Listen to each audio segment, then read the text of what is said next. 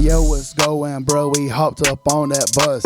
It's Chill, Hyde, and Roger. Glad you came to whip with us. Got no GPS or telling what we gon' discuss. Shout out Thompson Farms, they got the melon. Good evening, everyone. Welcome to a special edition of the Big Ugly Sports Show. We are here on location at Brian's Giant Subs right here in Dublin, Georgia. We've got a special show for you today. We want to thank Brad Meeks and his son Jansen and Brian's Giant Subs for allowing us to be here. We've got 7 head coaches from the county and surrounding areas coming in to answer some questions from the Big Ugly team. We want to give a special thank you to our sponsors, Premier Properties of Dublin's our title sponsor, Brian's Giant Subs, J2 Stream, and Bank of Dudley, Big Peach Car Wash, Dexter Meat, and Black Shear Beverage. They are our loyal sponsors. So, a little bit about us. My name's Chill. This is Raji beside me. This is Law over here. Our other esteemed colleague, Height, will be here later. He had a doctor's appointment he had to be at out of town. We wish him the best. He'll be back. But we're just 4 guys that work at West Lawrence High School and teach, and we started a podcast back in the fall, and we decided to step out. We do a weekly show on YouTube. We decided to step out of our comfort zone and to start doing a little coaches show, a preseason football coaches show. So that's what we got on tap for you right now. And the first guy we want to welcome up is Coach Bobby Rhoades from Georgia Military. Coach, come on and have a seat. Get aboard the bus with us. Thank you, guys. I appreciate you having me on. Coach, we're glad you're here, man. Just, if you will, just tell us a little bit about you. This is the first time we've met you, so before we even talk about Georgia Military, just tell us a little bit about yourself, where you're from, and what brought you to GMC. Well, I just got to GMC prep back in the spring. I'd been the offense coordinator at Pepperell High School in the Rome, Georgia area for 6 years, and prior to that, I'd been in the state of Alabama in high school ball for about 8 years and was a college coach before that from 98 to 2008. Yeah, I'm a coach's kid. My dad, Rick Rhodes, is in the Troy University Hall of Fame. It'll always be Troy State to me. Right, that's what I think. Oh, yeah. He was the defense coordinator for Chan Gailey on their 84 national championship team, was the head coach for their 87 team, and I followed him around, went to high school in Kentucky. He was on Bill Curry's staff at Alabama, and then went with him to the University of Kentucky. And so, I've grown up around this game my whole life. I was a lot better baseball player because I was built like a receiver and ran like a lineman. I can somewhat relate. Well, I knew that speed was not my thing when I was invited to a camp at Ole Miss back before my senior year of high school, and I'd been working with the strength coach at Kentucky on speed training. So, I had the form, I had all that down, and they were timing us in 60s, and the head coach called me over, and I thought I'd done something good. And he said, "What's your name?" I said, "Bobby Rhoades, sir." He goes, "Son, are you running hard?" I said, "Yes, sir." He goes, "Well, you sure look like you ought to be a lot faster." But I could hit a curveball and I could call a game and frame pitches and was really good at blocking balls in the dirt. So I was a lot better baseball player than, I was tall and skinny. It's amazing. My 2 sons are both one's playing FCS ball at Sacred Heart University up in Connecticut. My younger son just signed with Delta State in the Gulf South Conference, and they're both wide receivers, and you have to be able to run to do that. And if they didn't look just like me, I'd have some questions. But your wife must have run a little bit. No, actually, no, not at all. I think my grandfather was a really, really good athlete, and he skips a generation. Yeah, it did. Now, because my dad was a lineman, so that was where my speed came from. But I was built like a receiver and ran like a lineman. So nobody wants to be a lineman anymore. No, and I had taken that path, and then when I graduated college, I got into working with high school, got a graduate assistant's job at Delta State University with Steve Campbell. and then moved on from there. But this is my first time in South Central Georgia. I've really enjoyed it. The people here have been absolutely wonderful. The people at Georgia Military, it's a phenomenal work environment, great administration, great people. I get up excited to go to work every single day. Well, tell us a little bit about the GMC High School. Sometimes a lot around here it gets confused with GMC College. That's basically the same campus. Well, it happens a lot because I get Twitter messages all the time from kids that are like, "Hey, Coach, you want to look at my film?" And I mean, these kids are good. I'm like, "Yeah, come on over." Yeah, I'm not at the junior college, so it's now. We'll still take you. Love to have you. Your film was great. But we're on the same campus, and we have our own classroom building. It's really a K through 12 institution, so we've got kids that start in early elementary school and work all the way up. Our academic programs are as good as anybody in the state of Georgia. That's one thing I talk to college coaches about. We've got some kids in our senior class that are, in my opinion, college prospects, and if a kid has a 3.5 at Georgia Military, the worst he's going to do is a 3.5 in college. I don't care where he goes. I don't care if he goes Ivy League. Because these kids get challenged. We have great facilities. We share a facility with the junior college. Our practice field's right next to the junior college, and that's a great opportunity for our kids because there's college coaches in there all the time recruiting those junior college kids, and all those coaches got to do is make a 180-degree turn out of practice, and they watch our kids too. And cool. So that is a very unique opportunity that I don't think, and you said a lot of people don't really understand the opportunities that are there for student athletes at Georgia Military. I mean, we won the GHSA trophy for the top male athletic program in Class A Division II this past year. I mean, Georgia Military is about excellence. I mean, their arts program, we're building a multi-million-dollar theater for our fine arts program, which for my daughter, she's into those things, and she's really excited about that. And everything that we do at Georgia Military, we do first class. And you're not going to get a better education in the state. You're not going to get coached better anywhere in the state. The potential for Georgia Military to be a phenomenal program, and I'm not just talking about football. I'm talking about across-the-board academics, all athletics. I've never been in a place like it. It to me, I feel like I've woken up. I'm in a dream that there's so many things here that I always used to say, in a perfect world, I could have this or this, and we have that at GMC. Well, let me ask you, Coach. You said you got K through 12 essentially almost in one building, so you don't have a whole lot of kids to choose from. So what does your summers look like? You're having to go against a lot of other sports, sharing athletes. So what does your summer look like? Well, when I got hired and I saw the structure of the school, I wanted to streamline this all into one. There's one GMC prep football program. From our youth program is through the school as well. So I've got a hand in all of it. I've walked out the other day. They were starting to do some workouts for our, 3rd through 5th grade program. I combined our high school and our middle school staffs together so we could get more coaches. And so this, I think, will help develop relationships with these kids. I'm going to start building relationships with these kids when they're in elementary school. A lot of our kids are multi-sport athletes. I want them to be multi-sport athletes. Both my sons were 3-sport athletes, and my oldest son was if I can brag as a dad a little bit, was the Northwest Georgia Tip-Off Club high school basketball player of the year his senior year. He was 19 points, 15 rebounds a game as a 6'1.5" post player. Oh, wow. I mean, and I had college football coaches say we're as interested in him off his basketball film, watching him go over guys that are 6'5", 6'6", and get rebounds. And that, being a multi-sport athlete, there's things, and I've got a kid out right now that has not played football that I'm really excited about. He's their post player. He's an undersized kid. He's just going to be a sophomore. I mean, undersized for a post player. And I told him, I said, this is going to help you, because I've showed him how it helped. Both my sons were undersized post players that were, my younger son was almost 10 rebounds a game. He didn't, which was still pretty solid, but and he excelled in that aspect of the game of basketball as well because of what football did for him. So I want to show these kids this is how football can help you. It may not be your favorite sport. Baseball may be, basketball may be, but this is how football is going to help you. And we've got to work around a lot of things. We have ROTC programs from all over the state of Georgia on our campus the first 2 weeks of June, and we've got to work around that. And our kids are in a lot of different programs. I have to learn logistics management is something I've had to get very good at very quickly. And there's a lot of days our parents have been great, because that's an issue too. We got kids that live 45 minutes away. It's a lot different than, everybody's within 10, 15 minutes of the school. We got kids that live 45, 50 minutes away.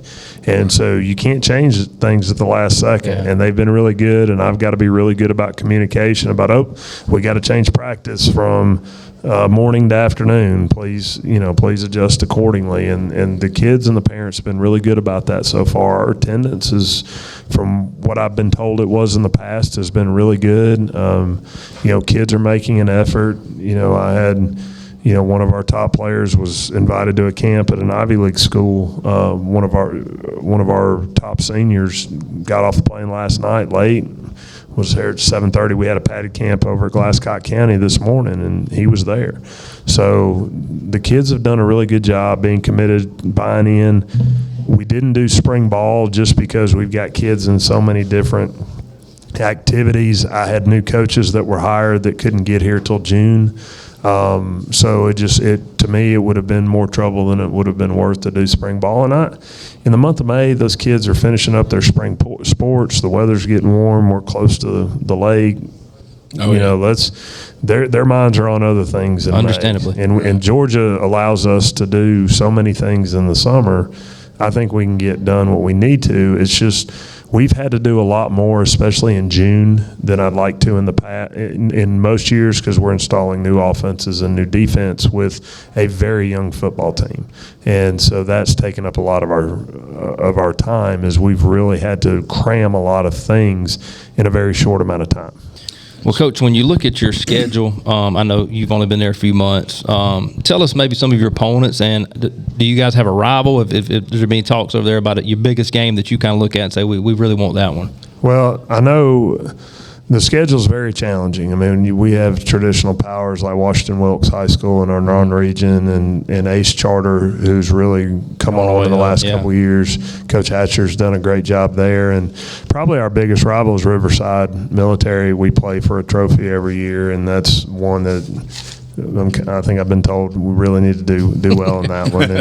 And so I'm kind of learning as we go. I know I've gotten to look at some film from last year, and there's a lot of athleticism in our region. Johnson County, I know, won the region last year and went deep into the playoffs.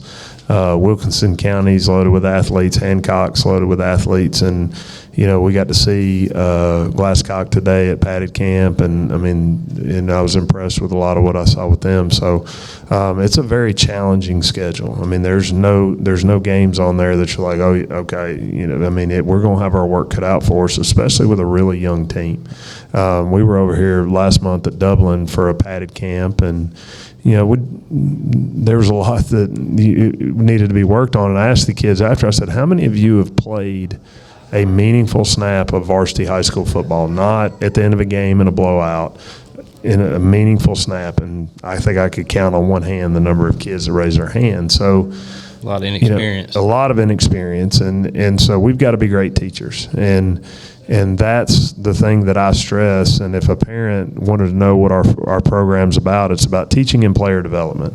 I grew up in the house of one of the best coaches in the world, and I learned a lot from him. And I've been very fortunate through those connections to learn from Dabo Sweeney, to learn from people like that I've been around growing up, from Steve Campbell, and I could just go on and name people that I've learned from. Chris Yeager, who's a great high school coach over at Mount Brook High School in Birmingham, and having access to those guys. And that's the one thing that's in common from all of them, is just being great teachers. Right. We are going to develop these players, and that's what's so exciting as a coach. I get to start developing those kids in Pee Wee ball. I'm going to see those kids, they're on our campus. I'm going to get to, they're going to do our system in terms of this is what we call this formation. I mean, obviously they can't do but that's the same things. But the terminology. Just but starting off. GMC Prep, there is one GMC Prep football program, and every kid that's a part of that program, from the all-state candidate to the kid that's on scout team, they all have a very defined role in what they do, and it's all the way down to the youth football programs, players and coaches, and it's all a part of who we are. Right. Well, speaking on, you're talking about a bunch of young guys. Who is somebody that we need to be looking out for this year? Well, we've got a couple of skill players coming back. Jonathan Roach and Jesse Washington were two of the better players on last year's team that are coming back as seniors. Jonathan is a free safety, wide receiver, running back. He'll probably take some snaps at quarterback. He can play about every position on the field. Jesse Washington is running back, inside linebacker, tackling machine on defense. I've been very impressed with watching him run the ball. He's got a lot of very good vision and a quick burst. He reminds me a lot of the kid. We had a kid at Pepperell named DJ Rogers that rushed for 5,000 yards in his career, and he's playing in at GMC Junior College this year, and they have a lot of the same characteristics in terms of vision and explosiveness and strength between the tackles. Joe Taylor, big offensive lineman. He's 6'2 plus, 280 pounds. Was a little banged up last year from what I was told, but I've been very impressed with how hard he's been working. He's really come along. Our offensive line coach has bragged on him a bunch, and those are the three guys that really have a ton of experience that we expect to kind of lead us going into the season. We had to replace a 4-year starter at quarterback, so that's been a lot of focus. Logan McMillan and Nate Webster are the two guys that are competing for that. I've seen a lot of good from both of them, and I've seen some not so good at times, and that's a competition that's going to continue. As I said, Jonathan will play back there some as well. Those are the kids that have kind of really stood out. Walt Green is going to be a sophomore that's, he's pushing 6'4", plays wide receiver. He's gotten a lot faster with some of the speed things that we introduced when I got here in the spring. I've already started to see the improvement there. I think he's going to grow and he's going to be too big to be a receiver one day. I think he's going to be a guy that's going to be a tight end. He's another one that's had a really, really good summer. We were over at 707 at Putnam last week, and he made a lot of really, really good plays. And there's a lot of kids that I could go up and down the roster that there have been moments like, wow, this kid's really got something. And it's just youth is youth, and inexperience is inexperience. And I told them, we had a day Monday that wasn't real good, and I told them, I said, guys, tick-tock, that clock's ticking. Right. And whether you're ready or not, we line up for real here in a couple weeks, and you need to have a sense of urgency. And I think that's probably the toughest thing right now is getting them to understand what it means to be a varsity high school football player in the state of Georgia, where it doesn't matter if you're playing 7A in Atlanta or you're playing Class A Division II, down here in Central Georgia. You are going to face phenomenal athletes that if you aren't prepared, you're going to have a hard time. Well, the good thing is, though, with having a bunch of young guys, you're throwing them into the fire early, take those lumps, man, and by the time they're getting to be, those upperclassmen, the seniors, you got to be feeling pretty good about what you're building. I am excited about that, and I think, and like I said, my administration's great. Yeah, they expect us to go out and win football games, but they're also, they know we're a young football team, right. and to them, they believe in my mission of player development and where we fit into the mission of the school. And I do think that as these kids, we're in a smaller region there's only 6 teams, so we only have 5 region games. So we have 2 scrimmages plus 5 non-region games to kind of get our feet under it, because at the end of the day, it's what you do in those 5 region games that a lot of times determines whether your season's a success or not. Well, what do you guys do, like, schematically? Are y'all changing up a lot? Yeah, we're changing. Yeah, everything. I've got Tommy Howell is back from last year's staff. And Toombs County native, by the way. Yes. That's where I'm from. Yep. He told me to say hello. He's actually helped me on defense this year. He's the one returning coach from last year's staff, and I've hired some new guys that have come in. I'm going to run an offense that I've kind of developed over the years, and hadn't had a chance to run it in a little while, but it's multiple formations, multiple personnel groups. I mean, the ability to, if people will give you stuff in the passing game, take it. If they're giving you things in the run game, take it. I don't want to be one-dimensional, but running back right now is the strength of our team, and the running game will be a heavy component of it, but we've got some weapons on the outside too. Defensively, we're implementing a 4-2-5. We're going to do some more one safety stuff. Jonathan Roach can cover so much ground back there that I think it allows him to be a playmaker, and we'll have the ability to do some different things. But both of these systems are new, and you have growing pains. This morning, I can't tell you how many times I'm like, man, if that one guy just does his job, we're out the gate. Or if this one guy just does his job, we stuff that play on defense. And, you get the film of it, and you sit down and you watch it and you coach. And, our coaches have done a great job teaching. A lot of these coaches, my coaching staff are people that, have been recommended to me, or Gavin Tierce, our offensive line coach, I coached against him the last 2 years. He was at Dade County, and I saw the quality of his work coaching against him. Right. But, these are other guys that have been recommended to us. I'm excited that our head basketball coach, Bill Kilby's out there. He's the head coach of our middle school,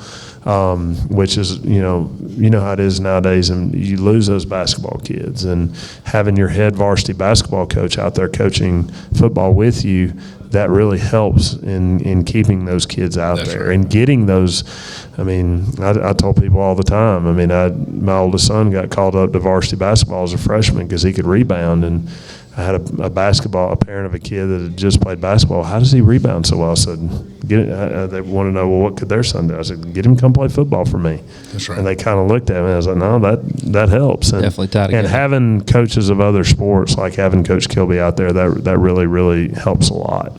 Well, Coach, before we let you go, I know Kyle Redmond's one of your assistants, and he's probably hadn't told you this. I'm sure it wasn't on his resume, so make sure you ask him about it. But he worked with us at Toombs, and Adam Hightower, who's the other guy that will be here later, he was the head we were the middle school coaches at Toombs for 1 year, and we're in the history books down there. Adam was the head coach. I was defense coordinator, and Redmond coached with us, and we went 0-7. And didn't even come close to winning the game. So if he left that off his resume, make sure you tell him to include that proudly. Yeah, I'll have to ask him about that when I it's probably a memory he tries to forget. Yeah, he may try, but we've all been there. We've all had that. I can tell you this: we had a good time. Kyle has done a great job. He's worked with receivers. He's helped with defensive backs. He has really hit the ground running. He was one that was hired as a teacher first, and I'd heard that. Because as I got there, I'm trying to find teachers that can coach, and I basically barged into our principal's office and pestered her every day until she said, "Okay, you can hire him." And Kyle has been phenomenal. I love having I've got a couple of really good young coaches in him and Gavin that are great teachers, and I'm really excited about my staff. Tommy's done a first-class job in every single thing because he, at a small school, you get plugged and placed in a lot of different places, and I've got some really good community coaches that make sacrifices to be there. I had one, my DB coach had to drive to the padded camp, and as soon as that last whistle blew, he had to get to work, but made the sacrifice to drive an hour to Gibson just so he could be out there. So I'm excited about the future of our program, and it may take, I think we can surprise some people. Our kids have really shown improvement from when we first started the first week of June to now. We're getting a lot better, and if they continue to make that level of improvement, we're going to do some really good things this year. Well, Coach, we wish you the best of luck, man. We're very grateful that you've made time out of your schedule to come down here and get on the bus with us. We have a gift card right here from Brian's Giant Subs here. It's good for a half sub, chips, and a regular drink, and I know you're not from this area, so you probably never had it. So make sure you You can use it today or whenever, but I recommend using it sooner than later. Well, I have barely eaten anything today, and I smelled it when I walked in the door, and I said, I don't know if I'm trying to lose weight. That's not the way to do it. Well, I got really good about it when I was down here in March, and my wife was still back in Rome, so I could have done commercials for TV dinners, and I was cutting my portions down. But I walked in the door, and the smell hit me, and I was like, oh, I'm not going to be able to get out of here without eating something. So thank you. This is gold right here. Well, Coach, before you get off the show, we're going to make everybody do this, but we have a slogan, and it's on across the bottom down there. It says, "Get on that bus." You see it, and it says, "Bert" at the end. Roger, tell him how to. You got to hit it every single time. Get on that bus. Bert. Let's hear you say it, Coach. Do it for the bus. Get on that bus. Bert. Coach, we appreciate you, man. Thank you, Coach.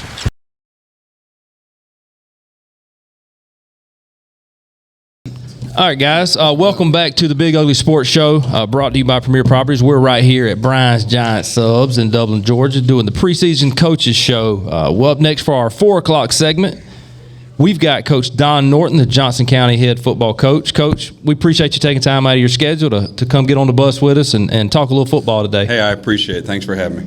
Well, Coach, if you will, just tell us a little bit about yourself, maybe where you're from, how long you've been at Johnson County, just for the people like myself that have just met you for the first time today, so a lot of our viewers may not know who you are. Just tell us a little bit about yourself. My name's Don Norton. I'm a proud graduate of the Georgia Southern University. Okay, go Eagles. Got to play on a couple national championships back in the late 80s, early 90s.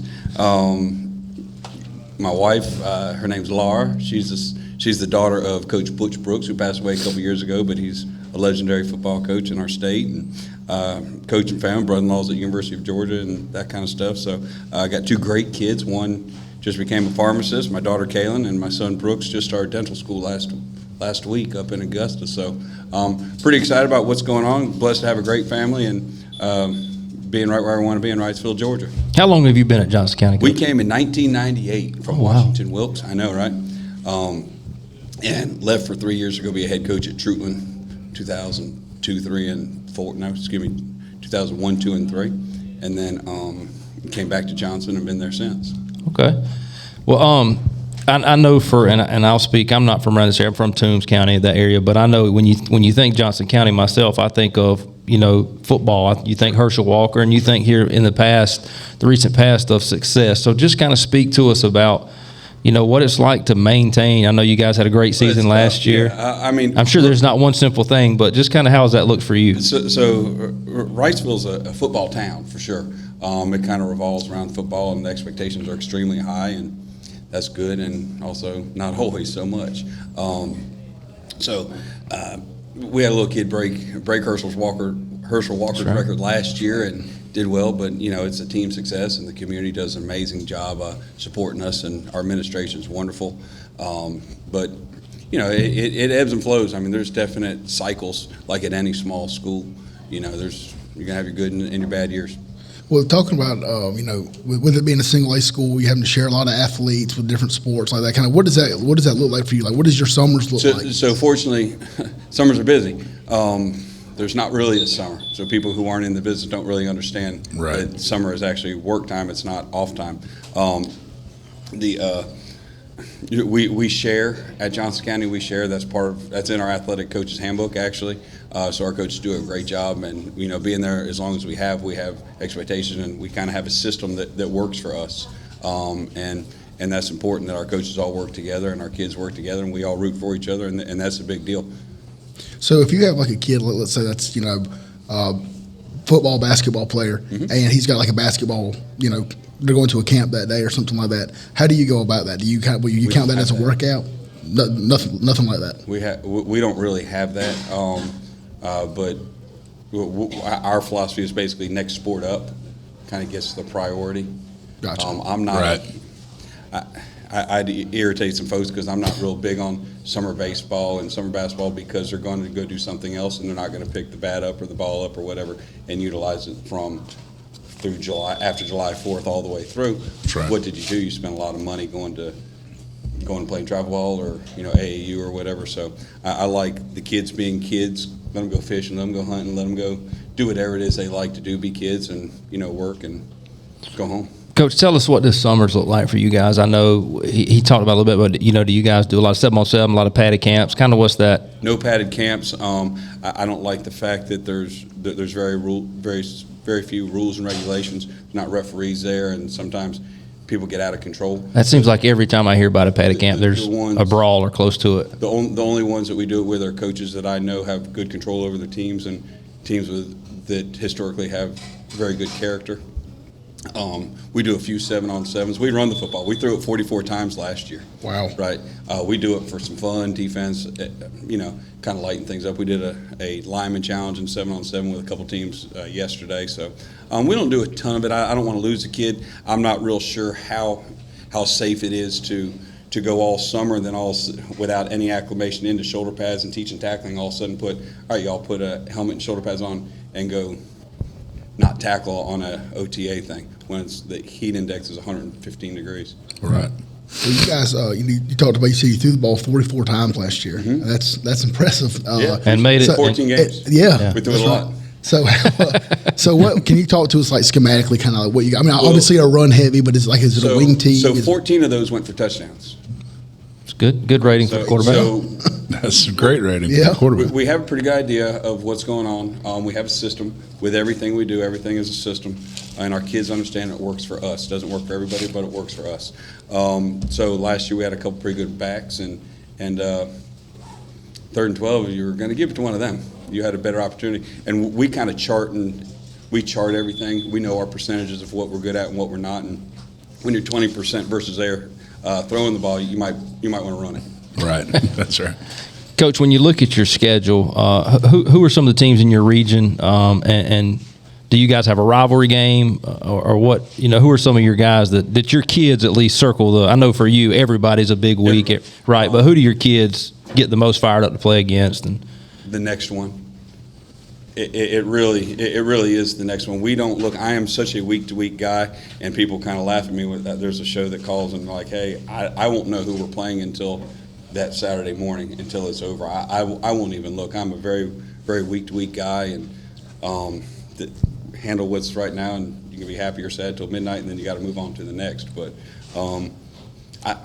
obviously East Lawrence being 14 miles away, no stoplight in between. Our kids, the ones that transfer schools, they go back and forth there. They're all related and they're all friends. So that's always a big one. That's always exciting. And, Ben does a great job with his place. But our biggest rivalry is whoever's next. talk to us a little bit, Coach, about some guys. Obviously, did the running back graduate? So talk to us about some guys that you are expecting big things from this year and that you're, leaning on. We'll start, we lost our entire backfield. Last year we scored 75 touchdowns. We returned 67 of them graduated. Oh, wow. So we're excited. You have a choice here. You can either be nervous about that and say, oh, gosh, we're in trouble, or you can be very excited about the challenge, and we're excited about the challenge ahead of us. Bevonte Murray, he's working quarterback, free safety, outside linebacker, and wing back. We don't know who's our quarterback's going to be, but he's kind of the leader of the team and leader of the school right now. He's going to be valedictorian, and just an amazing kid, him and a couple others. But we expect him to. He's a pretty good player. He's there. He's working quarterback along with a kid by the name of Nathan Tuberville, who's a sophomore who can actually throw. We might throw it 45 times. And we got a couple more. Josh Taylor, he was an academic All-State player and an AJC first-team All-State linebacker. Wow. Sawed-off kid, hard worker. You ask him to do 3 sets, he's going to do 5. You ask him to run 4 sprints, he's going to run 7. One of those type kids, a coach's kid, real good football player. He's going to be fullback and middle linebacker. We returned 2 linebackers, with Josh and J.D. Carswell. Both of them made an all-state teams last year. So we're pretty fortunate there. Across the offensive line, we have a kid by the name of Ashton Davis who plays center for us. He was an all-state player. Brantley Martin, Matthew Bianco, Chris Mormon, a little sawed-off kid, just tough as nails. Kid by the name of Twix, that's a great name, isn't it? That is a great name. Yeah, and Isaiah Mormon, a pretty tough kid as well. And we teach them all to play multiple positions, so we don't know who's going to be where, and we're pretty interchangeable with what we do. So we look forward to everything. We're senior heavy. We have 15 seniors, so we're relying on all those seniors for their great leadership and everything. Defensively, we base it. Johnson County plays defense. that's what we take our pride in. I know we set a lot of offensive records in the past and last year and everything, but we don't really care about that. We just like to play defense and ask the kids to be runners and hitters and hitters and runners, and if they do that, we're excited. Well, can you kind of talk through kind of what your week looks like as far as, everybody's different how they do things. Some people do Monday is work day. Are you talking summer or season? During the season. During the season, Monday's full pads, we're shells the remainder. Thursday is also shells. I know a lot of people go just helmets. I don't believe we're not good enough to take a day off of practice to walk through, so we practice on Thursdays as well. I played for Coach Mark Stroud at Toombs, and I can remember we had a shell. He really wasn't big on shells. It was back in the day. So there was one time that we were shell, and a lot of times when you go from full pad, you even scale it back to shell. As a player, it's kind of like that feels better. It's a little less, and we were kind of going through the motions at practice, and then all of a sudden, against all the other coaches' wishes, it turned into he didn't had enough, and it was now we're to the ground with no knee pads, and it was different back then. But Coach, one last question before we let you go. At a single A school, I'm sure a lot of your kids are playing both sides of the ball, and in a day like today where that's almost unheard of, like, what do you teach those kids? How do you get their mentality to be other than, hey, we don't have anybody else? Team. Yeah, everything's about the team. Every decision is made in three ways, and what we tell everybody, one is safety. Safety is going to be first. It's paramount. We won't compromise safety, team, and then individual, and that's kind of how it goes. All my decisions as a head football coach, athletic director, are made with those in mind and for our kids. And our theme this year is Big Team, Little Me. I got it from Coach Russell from way back when, and blessed to be it. And that's kind of what we do. Everything we do is all about the team, and if we need a guy to move and play a different position, that's just kind of the way it is. We do that. Right. Well, Coach, man, we appreciate you again so much for coming over here to Brian's. We have, before we let you go, we got a free Brian's Giant sub for a half sub, chips, and a regular drink. That's courtesy of Brad Meeks and the gang for coming on. Everybody that's watching, be sure to follow Johnson County. Coach, we're going to keep up with you this year. We may check in mid-season. We have a great show. We have a Jumbotron. We got the lights that flash and everything. We have the best show around. Okay. It's amazing. Our kids are getting a Division I experience in Wrightsville, and I know I saw how he just looked at me like he's crazy. But the way the lights flash, we turn everything off, and it goes blue and all that stuff. It's really a neat experience, and I hope some people will come and the bus team may have to go check it out. What's funny is I coached Smoke, our cameraman, and on the east side for a little while we played. I just remember he was announcer. We doggy. Man, he was the loudest person. You could hear him. That's saying a lot. It louder was than nuts. you. He's still there. It was nuts, and he would call I was in the booth for that game that we played at Johnson County, and he had called out a kid in the stands because his pants were sagging down. And he told him in the middle of the game, "Hey, boy, pull your pants." And I just thought it was hilarious. It still happens. Our expectations remain high, and we expect all of our people, whether at the game or at school, to look right and act right. That's awesome. Y'all had a stud running back then too, Bull. He wasn't bad. Yeah, he was pretty good. Pretty good little running back. Yeah. Well, Coach, before we let you go, you got to do what everybody does before they get off the show, okay? There's a saying across the bottom of the banner up there that says, "Get on that bus." Bert. How's he got to do it? Get on that bus. Bert. We got to hear you do it, Coach. Do it. Give it everything you got, like you mean it. Get on that bus. Bert. Bert. Thank you, Coach. We appreciate you.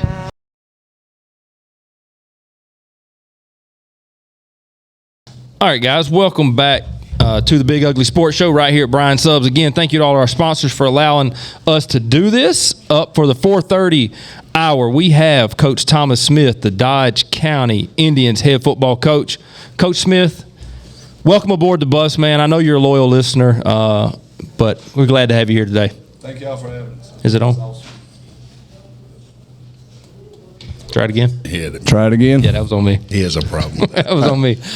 All right, Glad to be Coach, here. tell us, for those that don't know you, tell us a little bit about you, where you're from, kind of where your coaching's taking you. I know this will be your first year at Dodge County. Tell us a little bit about yourself. I know you played college ball and all that. Went to Toombs County, played at Toombs under Coach Stroud. Went to Liberty University, played there, and then came back and was able to coach under Coach Stroud. Stayed 3 more years with Shane Williamson, and then went private school for 9 years, and then went to Wheeler County the last 3, and then been at Dodge since about March. before we start talking Dodge County, I know you said you played for Coach Stroud, and I did as well, and I know you hold him in high esteem. Tell us a little bit about kind of what you learned from him in coaching, or things that maybe you try to take to you as you run a program. He's probably the reason I got into coaching.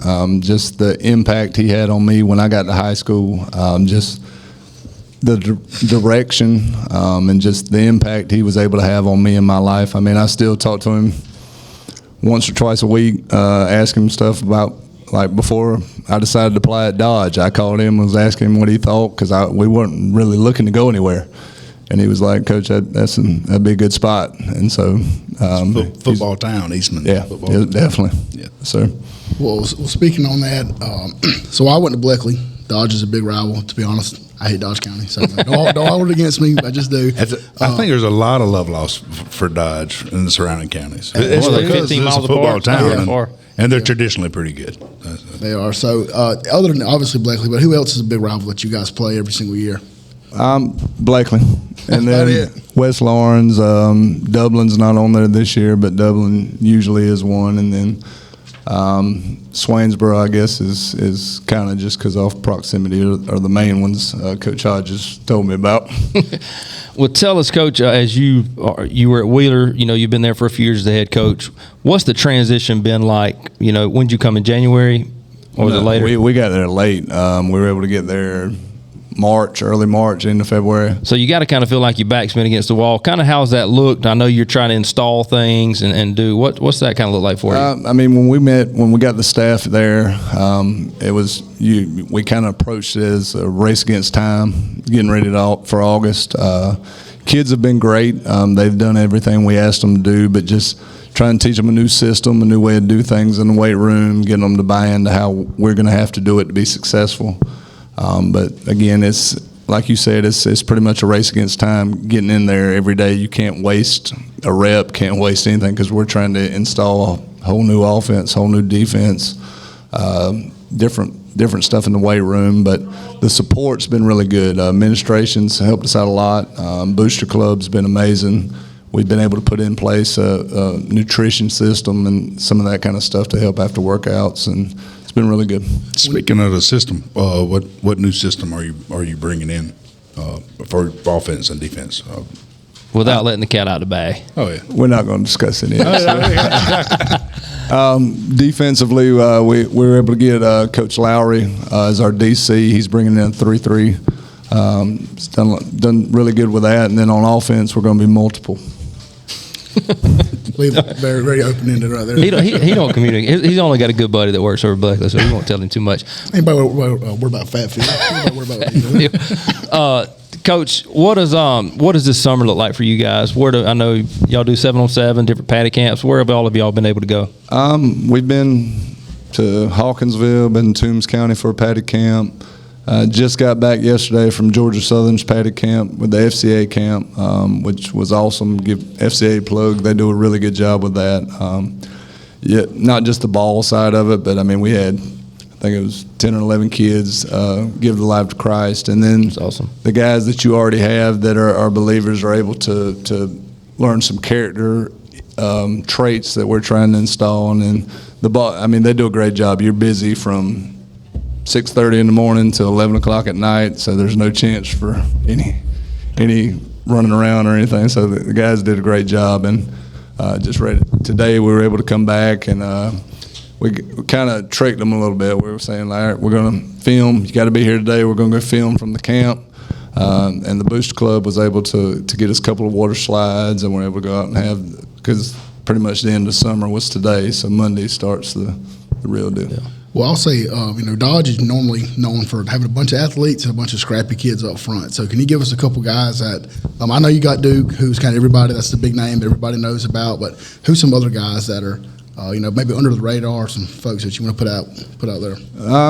I know every coach says this when y'all on here. You don't really want to start naming because the big one up front, we graduated every offensive lineman that started last year. So it was good and bad. Good is in there. You're starting with a blank slate. They're not having to change what they already know kind of stuff. The negative is they're no experience. But they've came a long way from the spring game to now. They're getting better, and the great part is the competition. You've got 7 or 8 guys that are fighting for those 5 spots, and in each practice somebody's moving up and down, so that's helping to make them better. But some of the guys that have stood out, Zy Williams has done a good job for us, just being a leader. Bryce McDuffie was their leading tackler last year. He's back at linebacker. Ralph Howard's had a great summer. He's going to be big for us at linebacker. Jabari Graham, and then, you just keep on. Just keep listening off. Well, I know Dodge, too, last year. They were really good in basketball. And Coach Jordan's done a great job over there with that. So how does that look this summer, kind of having to work with him and try to get, share those athletes? Well, he's been awesome since we got there. Right when I got there, I knew he was somebody that we needed to make sure we were on the same page, and he's been huge for us. He was in the weight room with us from the day we got there till now. We were able to get out a couple of guys that didn't play last year they're going to be able to help us. And then he's coaching receivers for us, so it's some of his guys that he's already had, also with some of the other ones. But he's done a great job being able to push the guys. He's already got that relationship built with them. Done a really good job. But sharing athletes, I think, is huge, and all the sports have been great with us. June, the way we look at it is in June, if you've got a camp, if you've got a basketball game, basketball camp, any baseball, if you're going to something, we count it as a workout. If you're not at something, it's an unexcused absence. But we count them as workouts because you go to a basketball camp during the summer, you're playing 4 or 5 games, so you're getting the same conditioning you would have got without the weightlifting part of it. But they've done really, really good about if they're not if they're at a camp, that's fine. If they're not, they're here. And the great part, Coach said every day he's not at basketball. Ours goes first thing in the morning. So he knows, hey, they're not at camp, they're supposed to be here. So, but we've had about probably 95% of our guys have missed 2 days or less all summer. That's awesome. So that's been big. I know from a basketball coach, and Rogers can speak here too, having the working relationship with a football guy that definitely speaks volumes. Well, Coach, we're rooting for you every game this year except for one. When you come take on the Raiders early in the season, I think your second game, week 2. Yeah. So make sure you follow Dodge County football. Make sure you come to the shoe when they come into town to take on the Raiders, and we're excited about that, Coach. We wish you the best of luck, man. Thank you for stopping by. Before you leave, we have a free Brian's Subs chip and drink courtesy of Brad Meeks and Brian's Giant Subs, so make sure you can cash that in today or whenever. And I know you listen to the show, so the saying at the bottom, get on that bus, Bert, you got to give it. You got to go ahead and hit it. You got to give it your best effort, too. All right.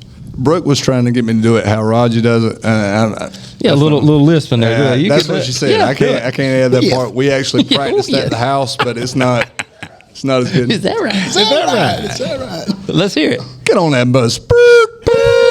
Thank you, T. We appreciate it. All right, ladies and gentlemen, welcome back to the Big Ugly Sports Show right here at Brian's Giant Subs in Dublin, Georgia. We have the preseason area coaches show right here, and we'd like to welcome our first one from actually in the county, Coach Jed Marsh from the Trinity head football coach. Coach, welcome to the bus. I appreciate y'all having us out here. Is it turned on? Make sure. Hello. There you go. I appreciate y'all having us out here, man. Yeah, man. If you will, Coach, for those like myself and those maybe watching it that don't really know a lot about you, just tell us a little bit about who you are, where you're from, and how long you've been at Trinity. Yeah, this is going on my 3rd year at Trinity. I'm Jed Marsh. I came from Callahan, Florida, a little town northeast Florida. Now, are you any kin to Richie Marsh? Not that I know of. Because he's from Florida, too. Okay. There's a chance. There's a chance. All right, sorry, keep going. Now, we all related in Florida. Who knows? So, not that I know of, though. But, no, I've been here 3 years, loving it. Came from Yulee High School, where I was at before, and that's where I played ball and went up Wisconsin, played a little ball there, and just hopped around a few schools, and it's my first head job there, so fired up. Where were you at before you came to Trinity? Where I was at Yulee High School. In Florida? Mm-hmm, northeast. Okay. It's a long way. Yeah, 3 hours ain't too bad. Okay. Well, Coach, just tell us a little bit about what the summers look like for you guys. I know everybody handles summers differently. What's summer look like for the Crusaders? Yeah, Crusaders have been working hard. We get them in there 8 o'clock and go to about 10:30, 11. We've showed up pretty good numbers coming out. Roster's a little small this year, but everyone is there working hard. But we'll get them in the weight room in the second half. We'll get out there and run before it gets too hot, and getting pretty fast. Good speed program we have them on, so they're getting faster every day. And then weight room, we're definitely increasing, so been hitting that hard every day. And then we'll get a little football in afterwards. But I'm just focused on getting them fast and strong right now. Have you guys gone to any padded camps or anything like that? We took them to a few different colleges. Took them to South Carolina and stuff, but not with other teams. We haven't got a whole lot of hitting yet, so I'm excited to get that started Monday. How, I know it's a smaller school, so you're sharing a lot of athletes. So how do you handle that in the summer where you've got kids that may be playing basketball and maybe playing baseball? How's that kind of look at? Yeah, it's a struggle during the school year when to keep them in the weight room, but I've finally got it rolling like I like the past year or so. I have 6th grade through 12th grade lifting every day. So it's a struggle during the season when you have guys playing basketball, baseball, track and everything all, same time, especially in the spring. We can't really have spring football because you got all our players playing soccer, baseball, and track at the same time. So spring's limited, but summer they're out there, they're working. Football's priority in the summer because that's the next sport coming up. So, they're all here. They get some basketball in too and a little bit of, summer stuff there. But, priority right now with football. Who are some of the teams in y'all's region and possibly your biggest rivalry? So, rivalry, it's Gatewood has been a big rival from what I've seen. Brentwood's been a big rival from what I've seen. We've moved to 2A last year, which is great for us. And so how they have it set up right now in the GIA, we only have a 2-team region because the 2 other teams in our region, every other sport, they're playing 8-man football. Right. So CFCA is our only region team. So we play that at the end of the year. Region champ ever wins it. So, but it's fun. We play Gatewood and Edmund Burke and we play Bullock Academy and teams like that. We'll go up to Fullerton this year and play Creekside Academy and up in McDonough. So we get a lot of talent. We go all over the place to play. I'm used to being in the Jacksonville area where I've been the past few years, and every team's 20-30 minutes away. And now every team's an hour, so it's it's fun. A little change of pace. Do you walk the halls a lot? Are you looking for kids? Are there kids in the school that you're steady trying to convince to play, maybe a big kid walking halls, or do you feel like everybody that needs to be out there pretty much makes their way out there? No, I've definitely had to recruit the halls. That was my first task when I got hired on. The easiest way to do that is start winning some ball games. So we seen that last year. We came, first 2 years we won the first game and had a bigger roster by week 2. So, that's been I've taught middle school Bible the past 2 years, but now I'm the weightlifting coach, so it's going to help me, convince some of the players that need to be out there. But for the most part, we have, the majority of our athletes out there. Still a few guys that I'm working on every week to get out there that'll make us a better team. Well, what does your Monday through Thursday look like?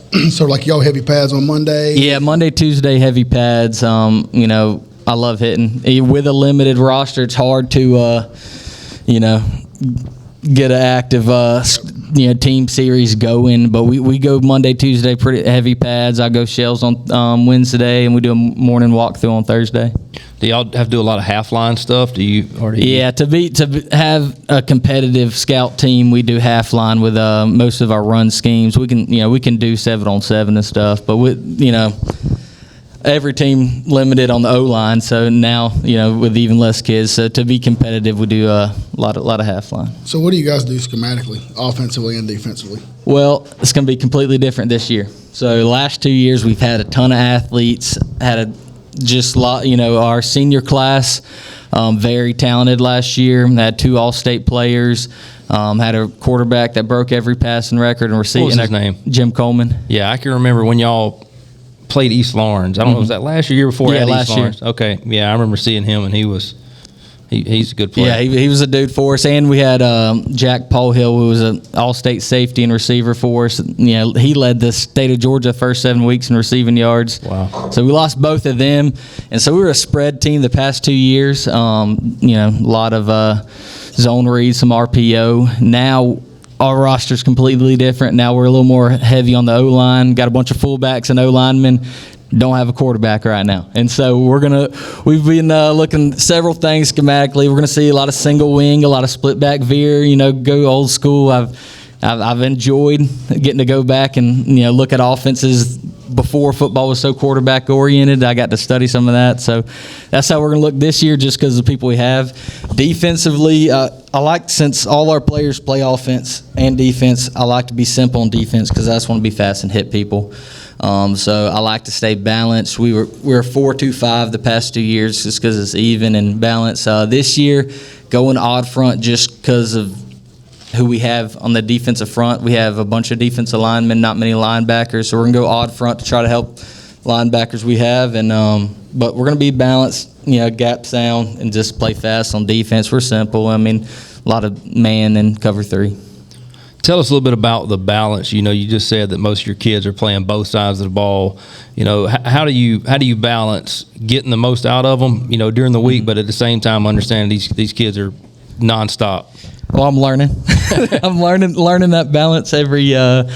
This is going to my 3rd year coaching, and so I played both ways in high school, so I got a little idea what it takes, and so getting that out of them starts in the weight room. That's why I'm so focused on running and lifting all summer long, because if we don't have that part of it, no matter how tough you are, what kind of scheme you're running, so getting them right before the season. We're about to have camp next week, so we're going to put them through all sorts of heck and get them ready for that. And then just being simple.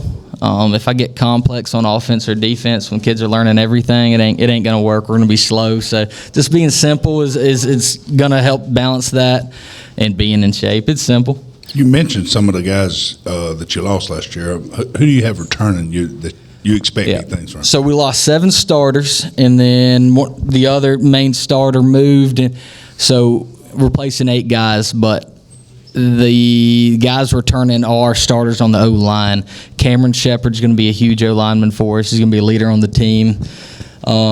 He's going to be a junior this year. Came in as a freshman a few years ago, like 6'2", 300 pounds, and so now he's becoming an athlete, becoming a football player.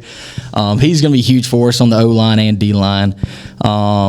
We have 3 seniors on the roster right now. There's only one of them ever started before. So that's Boots Vinson.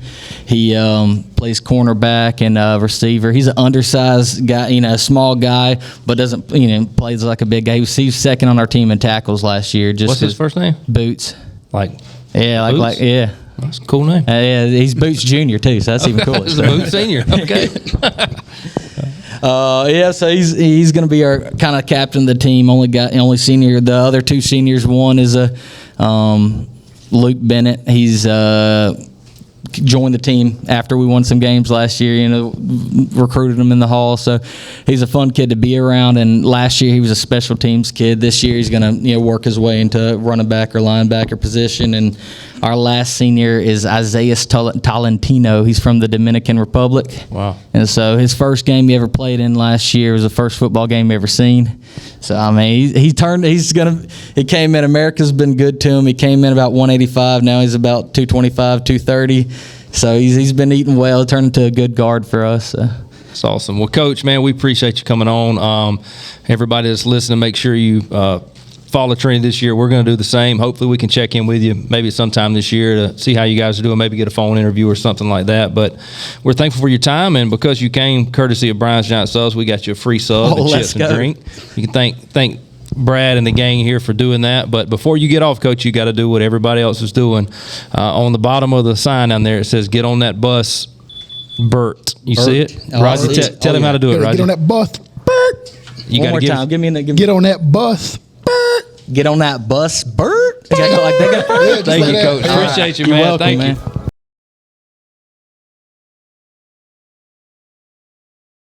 All right, ladies and gentlemen, welcome back to the Big Ugly Sports Show on location right here at Brian's Giant Subs for the preseason football coaches show. Up next for the 5:30 time slot, we have Coach Ben Turner. Coach, if you'll come on down from East Lawrence, the head football guy. Yeah, we can mix in some applause right here. Yeah.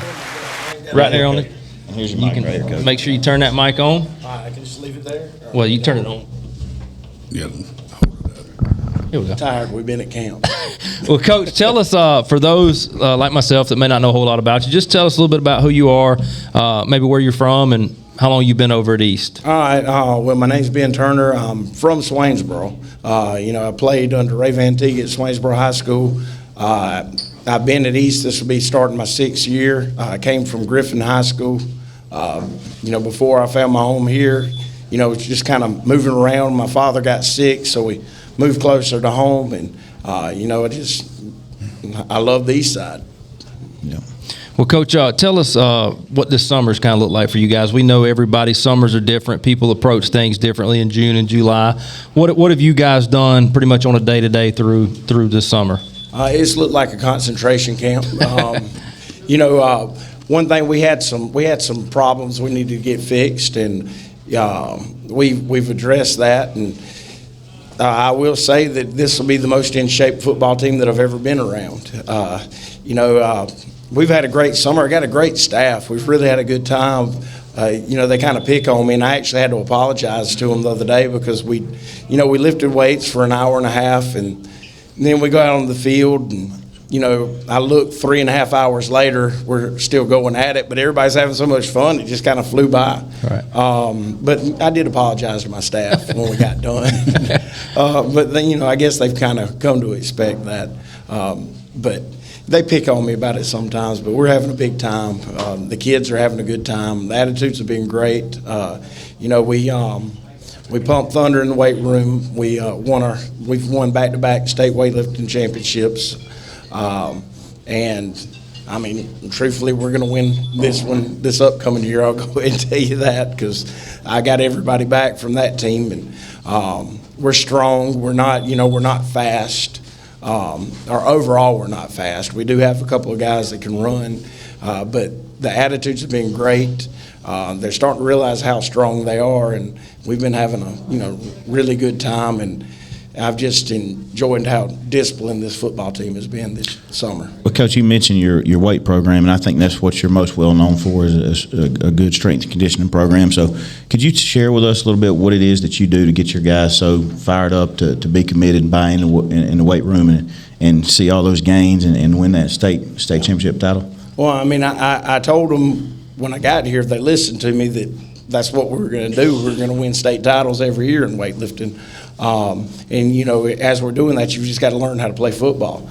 But the biggest thing in the weight room is consistency. We've got a great program that we follow, and now we've moved out of the little matchbox that we were in for forever, and probably got one of the nicest weight rooms that you'll see around about anywhere in Central Georgia.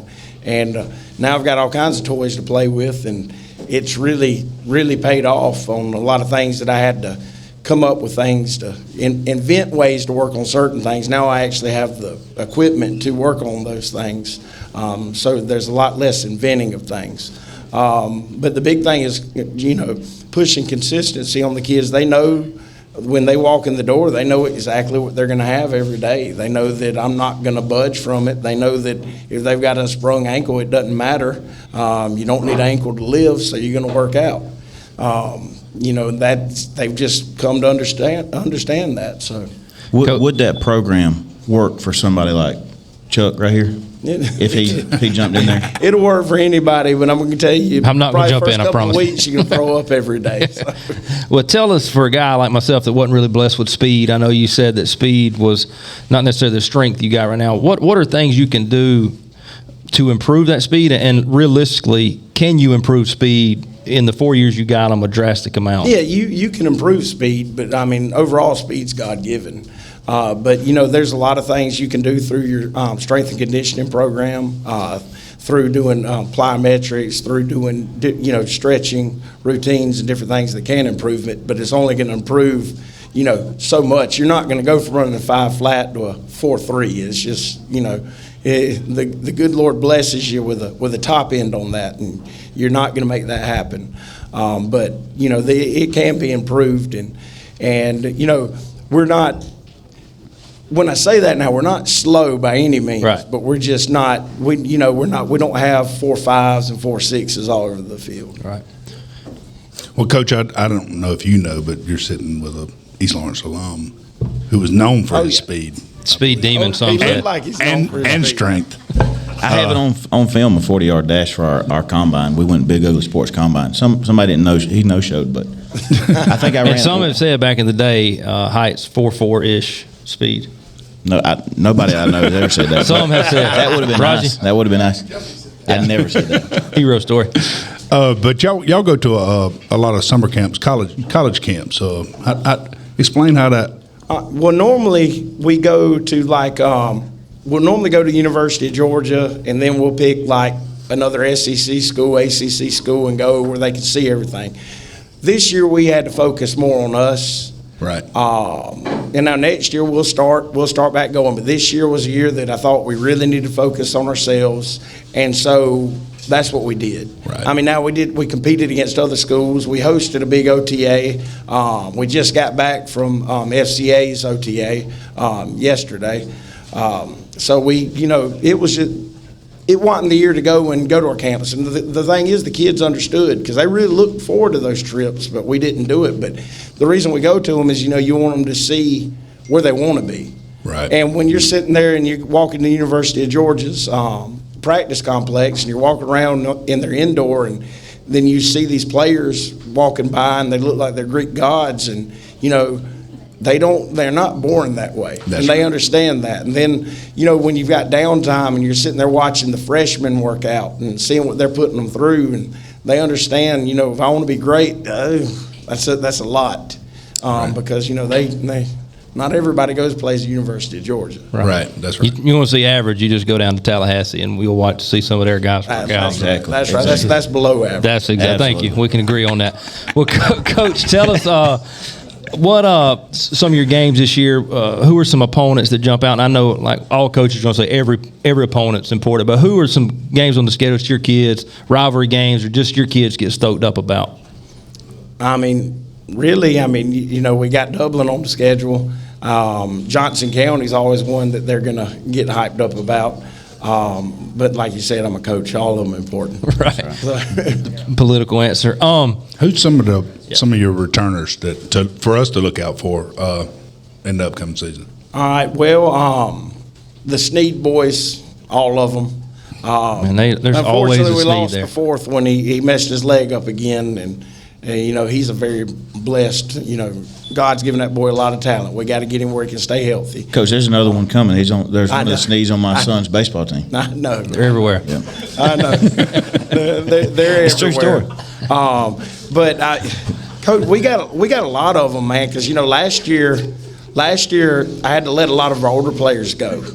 They couldn't get on the same page, and so I played a lot of freshmen and sophomores last year. Now you could tell it, but it was what was best for the program. Right. And so they've grown up, and I've got some kids that are just gonna be sophomores that are about as fine a football players as you can find. Right. That I'm really, really excited about. But there's a bunch of them, Coach. We've got a receiver, Mike Carswell, that causes a lot of people problems. We've got two quarterbacks that can play. We're actually in the battle at that position right now. The biggest improvement on our football team is last year our offensive line was rough, but then you look at it and say, well, that's a freshman, that's a sophomore, that's a freshman. Well, now they're big and strong, Right. and they're really hard-working, big and strong kids, and they're really high-character kids. So they'll, do everything, and that's become a strength.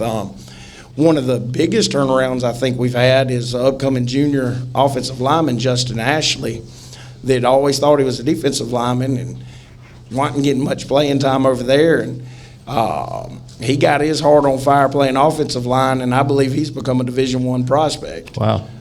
He's right now probably 6'3.5", 315 pounds, and he runs really good for a big boy. Coach, tell us a little bit about, without getting too in depth, I know you want to keep it close to your sleeve, but, what do you guys try to do offensively and defensively? Score, not let them score. Scheme-wise. Well, man, we're going to be a lot different than we were last year on offense. We're going to more gap scheme approach. It kind of fits our personnel better. We've got a very talented upcoming sophomore running back in Norian King. that, we got to get the ball in his hands. We're blessed with a couple of running backs that we also have to keep the ball in their hand, or a couple of quarterbacks we have to keep the ball in their hands.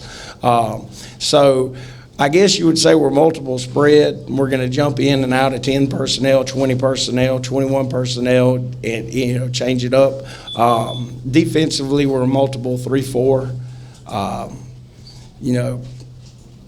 Right now, I would say that our offense is a little bit ahead of our defense, but that's just because we're still really young in some spots on defense, and they're still figuring it out, but they're going to be fine. So. Well, Coach, before we let you go, man, we appreciate you, taking time to come do this show with us, and we are going to follow East Lawrence football all year long, and hopefully maybe to check in about mid-season, get an interview with you, and just kind of get an update on how things are going. But we wish you guys the best of luck going forward. And before you get off, okay, down at the bottom of this poster, it says, "Get on that bus." Bert. So we got to have you do that. Give it all you got from down inside, like you want people to get on that bus. My voice is shot right. That's all right. Yeah, Coach. Right. We've had the Georgia military guy did a pretty poor one. So all right. All right, get on that bus. Nice. Thank you, Coach. Appreciate you.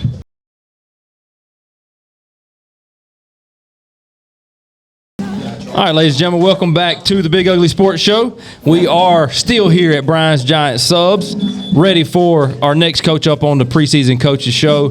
Joining us now, we've got Coach Kip Burdette, the West Lawrence High School head football coach. Let's give Coach a round of applause. Yeah. Thanks, Coach. Appreciate that. Coach Burdette, if you will, just tell everybody here a little bit about yourself. I know you're new to the area within the year or so, so just kind of tell us who you are, where you're from, and what brought you to Raider Nation. Well, I'm from Forsyth, Georgia originally. I mean, that's where I call home. My dad's a high school football coach, so we bounced around a little bit. But Forsyth's where I call home. Played high school football at Mary Persons High School. Played college football at Valdosta State. Was assistant coach at Lowndes High School, Pierce County High School, back home at Mary Persons for 5 years, and then after I feel like was a pretty successful assistant coach run right there, was able to land the head coaching job for the Raiders. So looking forward to year 2. Coach, I know you said you were at Pierce and you got to coach some Georgia royalty down that way. Just tell us what it was like to be around greatness with Stetson Bennett down there. Well, we had a good little run at Pierce those 3 years that I was there. A lot of it we'll attribute to Stetson. He helped us out a lot. He's definitely the best player on our team. He was a good two-sport guy, football, baseball. Ran a little track for me. Stud, yeah. He's a good kid. Good. I mean, he's a grown man now. He's 30 years old or whatever. But he was really a cool kid. Kind of wise beyond his years and that sort of thing. So. Well, Coach, tell us a little bit what this summer's looked like for you. Kind of what you guys have been doing through June and July, any camps or anything like that, or kind of what you do on a day-to-day through the summer to prepare for the season. Well, things change a lot since, even 15, 20 years ago when I was in high school. Mostly what you did in the summer was just lifting, conditioning, that sort of thing. And you went home and football started when you got closer to August. But it's not that way anymore. I think you'll fall. You'll fall by the wayside if you're not doing what everybody else is doing. So I think most everybody now lives, runs, and pretty much practices football all summer. And in June, we go 3 days a week. Down from 4 last year. I thought it was good. Got a lot of players doing multiple sports. We try to give them time to go to basketball, or if they play travel baseball or whatever, just give them time to kind of do that on Mondays and Fridays. So we went Tuesday, Wednesday, Thursday, and in June, and tried to leave Thursdays for like a competition type day. So we would have somebody come in and throw, or we would go somewhere and throw in the month of June, and then went to an OTA. We kind of put a bow on June going to the Jeff Davis OTA. So it was good competition down there. We saw some good teams. And probably the best thing you can do to get in condition for playing football is play football. So the more that we can do that in the summer, the more prepared we'll be when August 1st gets, July 31st this year, but the more prepared we'll be when they get here. So in July, we kind of cranked it up, went 4 days a week in July, similar schedule, and we actually hosted an OTA yesterday. It was a big success. It's kind of organized it was kind of weighing on me a little bit. So just getting it over with and getting everybody through it healthy, and all the coaches seem to have a good experience and get some good quality reps against some good teams. Were you pleased with the OTAs yesterday with how your team performed? Yeah, I really was. Number one, the biggest thing was getting out healthy and then getting some quality reps against a bunch of different types of things, a myriad of offenses and defenses, and you got to be on your game and on your rules. And it was scripted, so things didn't get out of hand either way. So you just get good quality reps, and nobody really gets discouraged or too inflated. Everybody stays pretty even keel. Anybody on our team kind of show out a little bit, surprise you any? We watched the film last night and this morning with the team, and just we had a lot of good effort. I'm not going to single anybody out right now, but we had some good effort all around. What you're looking for is team defense, 11 people running to the football. We had that most of the time. I thought we weathered the heat pretty good. So even at that, we have 4 rotations on that thing, and like that was like the fourth quarter. We're still going hard. So just good team defense, good effort on both sides of the ball. Kids behave really well and acted like they had sense, and that's one thing that you worry about at some of these competitive things that things boil over and get out of hand. So, can you tell us a little bit about your region? Like, who's the team that you are maybe see as the team to beat, or just some other rundown on the region a little bit? Well, until somebody beats Perry, Perry's the team to beat in football in our region. I don't know what happened before I got, but they definitely won last year. They were the best team, and they won the region the year before. They're kind of on a historical run for Perry, so they'll be the team to beat, and they got a good little program running right now. And then I think everybody else is I won't say evenly matched, but there's nobody that really sticks out over anybody else. You got some competitive teams, and who's got the hot hand when you get to region play, I think it's going to be a big deal. Who's healthy when you get to region play? I know we got several teams in our region that have Division I talent. So, we got that to worry about. I could go down a list of teams right there in our region that have that going on. Tell us about some of your standout guys, guys you're expecting big things from this year.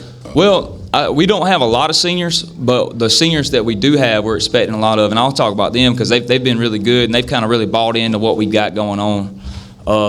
I think we got 11 of them right now that are really. And almost all those seniors have perfect attendance this summer. So if you look at our defense from last year, our 4 linebackers, Jatorian Parker, Quentin Clark, Jordan Spencer, Cam Clark, and then Johnny Williams on that defense right there. That's 5 seniors right there that we're going to count on to be really big on that side of the ball. On the offensive line, Jameer Ushery and Jaden Todd. Those are really the only 2 seniors. Johnny Williams, he'll touch the ball a lot at a bunch of different positions, and I say that, being primary offensive and defensive players, we play everybody on both sides of the ball. That's kind of been a philosophy shift for me. I just don't want to get it to a point where we're not prepared. So that's kind of our mantra going in and everything. We're going to do what it takes to win. So you selling out for the team, whether that's playing a position you don't necessarily want to play on offense or you don't want to play on defense, we're going to do what's better for the group. Right. Coach, tell us, I know last year you came in the spring and you probably felt like you hit the ground running and never really stopped. So how's this summer and this spring and summer felt a little different for you or looked different compared to last one where you were just kind of dumped in? Well, you don't know what you don't know for sure. And I don't think you're ever really prepared to be a head coach until you get the actual reps to be a head coach or get the actual experience. So, this year, just a lot of, number one, let's back up to the first part of your question. Like, we jumped in May 2nd was my first day on the job last year, and we tried our best to put a spring practice together with had a sorry team, walk-on candidates and everybody else. So we had about 140 kids, and against Apple, of all teams. Yeah, and then we got to play Apple 10 days later. So it was chaotic from the word go, and then everything kind of settled down a little bit. I didn't get moved in down here until right before the dead week, right before the 4th of July. So I was having to commute from 70 miles away. It was just chaotic last summer. But not only that, there's a lot of trial and error involved, and mostly on me and figuring out the mistakes that I made and trying to do better. But I think that's what it's all about. You live and you learn and you try to do better. So the way we organize our facility, the way we we conduct ourselves, the way we work out, the way we do everything. The expectation's set now. We kind of know what we want to do, and the kids kind of know me and what I expect. So you've brought in a lot of new coaches. Tell us about some of the new faces we'll see on the sidelines. Well, I want to give a big shout out to Dr. Kemp. She came in big with the hires, trying to put puzzle pieces together for us. And I don't know if y'all know this. Y'all know because y'all are in education, but there are good coaching jobs in the state that are available right now that you can go take. And everybody's having trouble finding quality help. We don't have that problem. So we dodged that bullet, and we were able to hire 5 coaches. Let's start on the defensive side of the ball, where Kenny Murphy's going to be our defensive coordinator. He's coming from Metter. He's an All-American linebacker at Valdosta State. Really highly regarded. I know I'll talk about Coach Garvin in a second when you ask about my schedule. Me and you got something to talk about. But I misspoke. I corrected it on the podcast, by the way. I misspoke. I forgot we were playing Vidalia. Trust me, I really hope Vidalia loses every game, but it was the political thing I had to say for the show. But anyway, me and Coach Garvin kind of jockeyed for Coach Murphy, and we were able to land him. Just right place, right time. I think it's a good fit. He's done a really good job this summer. Came in, hit the ground running. And Coach Brandon Edmond, who's local to the area, he's a Dublin alum, and he's going to coach our secondary. J.D. Carter, who actually was recommended for the Dodge head job, and I've known him. We actually coached on the Lowndes 9th grade coaching staff in 2008 together, or 2009, excuse me. And so I've known him for 12 or 13 years now, and then. He's going to coach our offensive line. Matt Janufka is going to coach our tight ends and tackles. And we're going to kind of break that up a little different this year. And then Isaiah Stevens is going to be our head basketball coach. He's going to coach our wide receivers. So also a local guy. Needed a new head basketball coach, by the way. Definitely. Tell us a little bit, without I guess giving away too much. What do you guys do offensively and defensively, schematically wise? What's your plan? I would say we're a multiple spread in formation, but we are a gap scheme team on offense. I think I'm not keeping any secrets. I mean, everybody watches film. We're GT counter is our number one play. That's a counter, gap down, back, or both guard and tackle pulling, and then we'll do things reading and that sort of thing to try to get people that can carry the ball really well and with the ball in their hands. So. Defensively, we're a 3-4 team, and multiple 3-4 a little bit, but we got a home base, and we're going to try to play really good technique and run to the football. Coach, excuse me. You all right? Yeah, I'm good. Some folks have been asking about the rivalry game between West and Dublin. I know you've only been here one full season, but has there been any discussion? Bringing that game back, it's kind of weird in a small town like this. We don't play crosstown rival or whatever, and I know sometimes it's hard getting games scheduled or whatever. Us being 4A and they're being smaller than us, but so has there been any discussion in that? Well, no. I mean, we're probably December from even talking about a schedule next year, and who knows? I think all the regions will be bigger. Next year. You're going to have more region games, so it's just going to come down to, scheduling and when our open dates are, how many teams we got to play in the region. Is our region a gauntlet, But definitely it would be good. I think it'd be a good money game for both schools, both programs, both systems. So did you want to throw out the offer right now that we put on the schedule whenever? He's in the next slot, so Big Ugly can schedule it if we need to. We got to worry about the 2023 schedule before we start worry about 2024. Sure. We got plenty to worry about right now. So who's your biggest competition? And you already said Perry, but Perry's preseason ranked number 1. But I will say this: we got a pretty good, a really tough non-region schedule. Now I'm gonna go down game by game for Chuck Hill. But so we opened up with Dodge. That's a close proximity game. That's a kind of a big rivalry. Yeah, that's a tough county rivalry. So we got that one, and then I should say we host Dodge and Bleckley this year, and those are games that are 20, 25 miles down the road. So we expecting big crowds for those games. I would anticipate. And then we got to go to Houston. Tough deal. They were, they knocked off a 1 seed in 6A last year and 3rd or 4th round. What were they? Quarterfinal team. last year, I think. Sure. In 6A.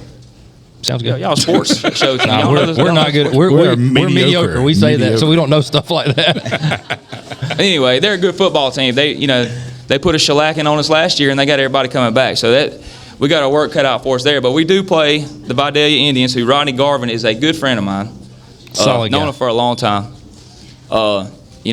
He's worked with my family, who also worked in the Vidalia city system. Anyway, I'm going to talk about all that. But I just want to make sure you want to wear blue that night, or you wearing garnet and gold? What you going to do? Listen, there's one thing you'll never see is me wear garnet and gold. I really just want to test if you were going to listen to the show. So I hope you listened to it and somebody didn't tell you about that. Well, somebody clued me in. There it is. I watched all the other episodes on YouTube last night. So. No, trust me. You can ask anybody that knows me. My wife said, "Who's that dude rapping?" I was like, the famous guy over here, the big guy. Well, Coach, man, we appreciate your time for coming out, and just spending some time with us. Obviously, we're going to be with the Raiders ride or die all year. We can't wait every game. Can't wait to be there. So, for those of everybody that's watching, make sure you come out to the shoe and travel with the team, support the guys. Hey, we got some new guys back there too, by the way. Shout out to Coach Evan and Coach Stevens. Coach Evan and Coach Stevens repping the Raiders. We'll give them. Can y'all hear that? Okay. It's weird. I can hear it. Anyhow, well, Coach, thank you, man. Before you get off, you got to do the saying. I know you're excited about it. So put something behind it. Let's hear it. Get on that bus. Thank you, Coach.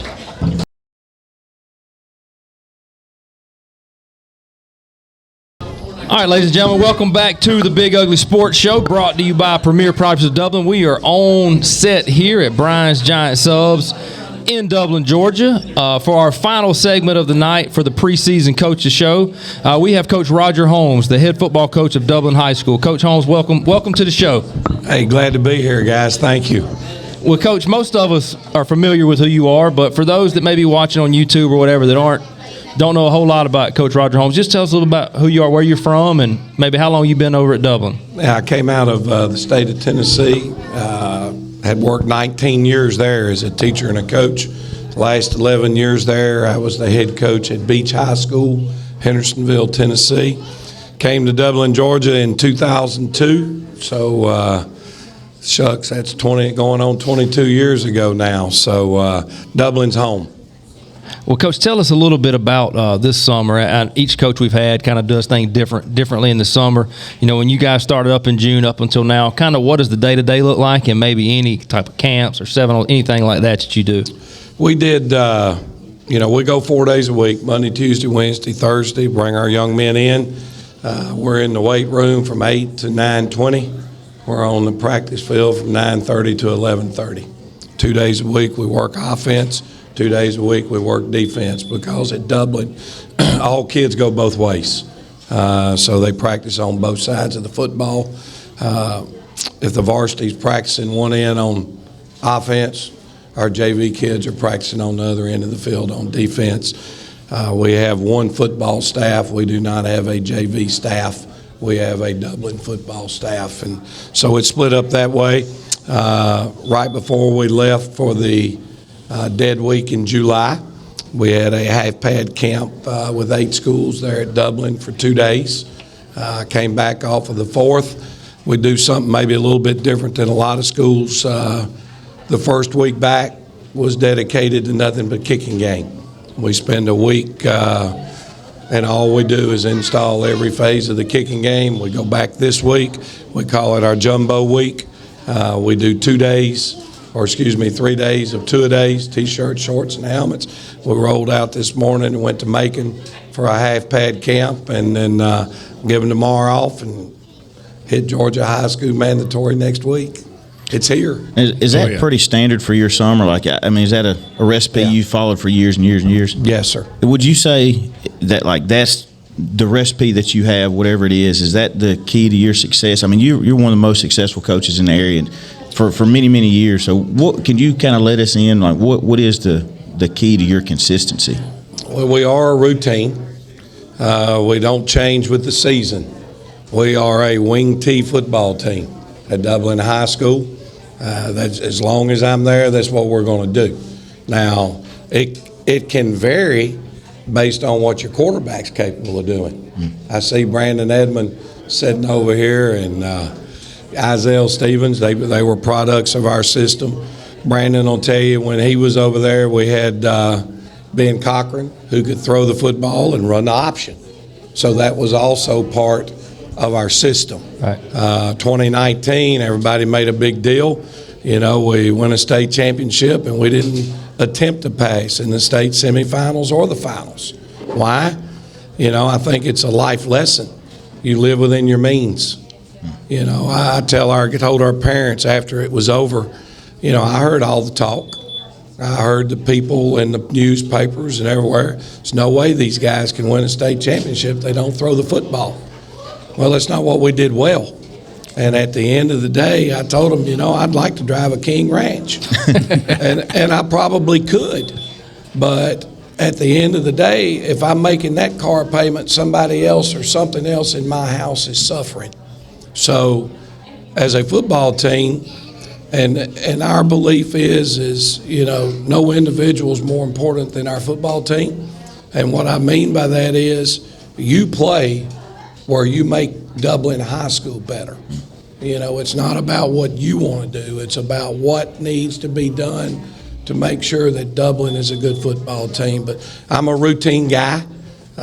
These guys that played for me that are sitting over here, they'll tell you, our practice schedules are no different now than they were in 2002. But you just vary according to what the strengths are of your team. Well, it's obviously been a recipe that's worked. When we look forward to this season, and I know all the coaches are going to say each game is equally as important, but to your kids, who are some of the games that you guys play that it's just something about it, maybe a rivalry they just get fired up about? Well, I think Bleckley County is obviously a rival for us. Quality program that's made deep runs into the playoffs successfully. You know, and that's one you've got to win the region. And there's two schools that Dublin's played longer than anybody else in the history. One of those being Swainsboro. We were not able to get the scheduled date worked out for Dodge. But history says Dublin and Swainsboro have played more times than anybody Dublin has played in the history of the school. And obviously Swainsboro playing for the state championship last year and winning our region, that's got to be a game you circle on our schedule. That's got to be a huge game for us. Right, for sure. Speaking of scheduling, I would like to pose a question. The same thing I posed to West Lawrence Coach Burdette. There have been a lot of folks reach out to us wanting to know about a West Dublin game, and I know we've got this whole season in front of us. But is there any interest, or is there something that you'd be interested in, kind of getting that game? I told the county athletic director to tell the folks at West Lawrence if they want to play in week 1 next year, we'll play. That's when the thing got canceled years ago. I get a phone call, said, hey, we want to play you guys in week 4. I said, I ain't even got my region yet. Well, we want to play you in week 4 at our place. That sounds convenient, doesn't it? It did to me, especially when I got to looking at the schedule and they were playing East. Gary Morton was there running the wing tee. They were playing Bleckley County. And get some reps. Tracy White was over there running get some reps our against wing the wing tee. tee. And they were playing Vidalia. And now they want me to come to West for game 4. They ain't going to do it. So we can play week 0. Well, we don't play week 0. I said, well, then we may not play. Okay. Well, folks, y'all heard her first. They had a game scheduled, and they fell through, and that was the year, if you go back and look, they traveled to Thomasville in week 0.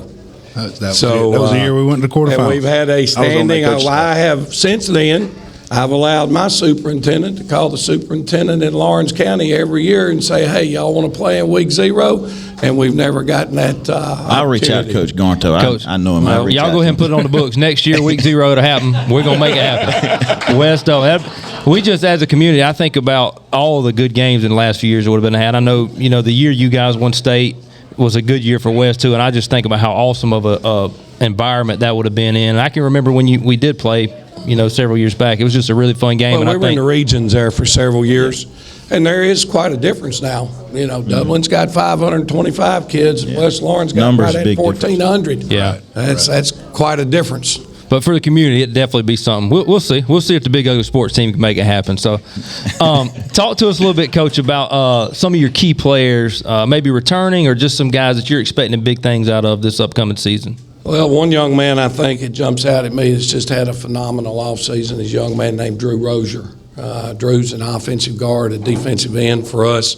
Hadn't played football till he was a junior, or a sophomore, came out in the winter of his freshman year. He's put on 22 pounds during the offseason, and he really, really, really looks good. A very solid player, straight A student, honor student, takes all advanced level classes, really good player. Nasir Johnson, big offensive and defensive lineman's committed to Florida. Probably the highest recruited athlete in Dublin's history, and I'm basing that off of all the number of different SEC schools that have offered him. But when you're 6'5", 300, you can do backflips. Yeah, I've seen the video. At the end of the day, that video probably got him as much recruiting as anything. But Coach, very proud for him. He dodged the bullet by not going to Florida State. We got a guy that's on the podcast that's diehard Florida State, and it's just a dumpster fire down there. So he was very interested. He was very interested in Florida State, and LSU, Georgia, Florida, Tennessee, South Carolina, Kentucky.